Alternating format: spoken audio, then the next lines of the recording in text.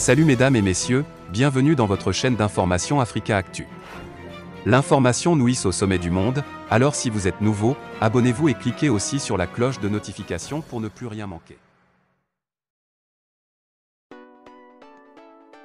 Salif Sadio serait en Gambie avec 6 de ses lieutenants. Après le démantèlement de ses camps de base dans le Nord Indien, le chef rebelle Salif Sadio est introuvable dans ses bases de la Casamance. L'armée sénégalaise est toujours à la recherche du leader rebelle du Nord Indien. Selon les informations de Jeune Afrique, je cite, Salif Sadio a conservé des connexions avec l'armée gambienne depuis la période de Yahya Jammeh. Fin de citation. Selon la source, l'ancien président Jammeh avait autorisé les combattants de Salif Sadio de se rendre dans son territoire en cas d'attaque de l'armée sénégalaise. Pendant le règne de Yahya Jammeh, certains rebelles de la Casamance ont infiltré l'armée gambienne pour assurer sa sécurité. Je cite, battu par Adama Barrow à la présidentielle de 2016, l'autocrate permettrait en effet à la rébellion d'user d'une base de repli sur son territoire. D'anciens combattants du MFDC auraient d'ailleurs rejoint l'armée nationale gambienne et sont arrivés au pouvoir. Et à son arrivée au pouvoir, autant pour moi, Adama Barrow a tout fait pour les écarter. Fin de citation, informe une source de Jeune Afrique.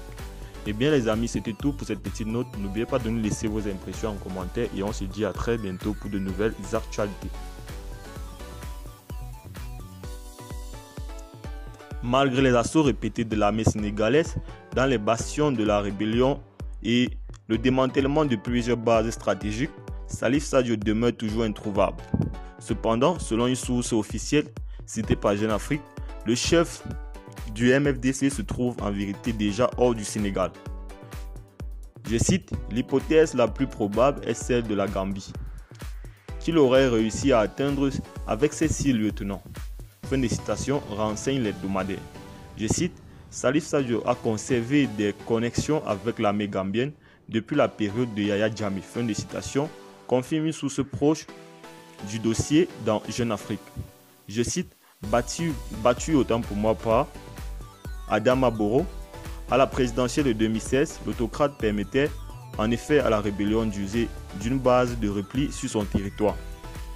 D'anciens combattants du MFDC auraient d'ailleurs rejoint l'armée nationale gambienne et à son arrivée au pouvoir, Adama Barrow a tout fait pour les écarter. Fin de citation, précise Jeune Afrique.